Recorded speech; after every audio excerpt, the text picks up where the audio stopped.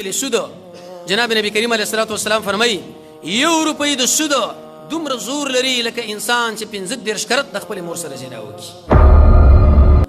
زنا په خپل ناروا، به د متعلقینو سره ناروا، به په متعلقینو کې د اقاربو سره ناروا، به په اقاربو کې د مور سره ناروا، او به 15 کرته. ته سوچ کوه هغه د حرام قید رسول الله صلی الله علیه وسلم په احادیث کې نشته چې 15 کرته شي دومره په هغه ځای کې.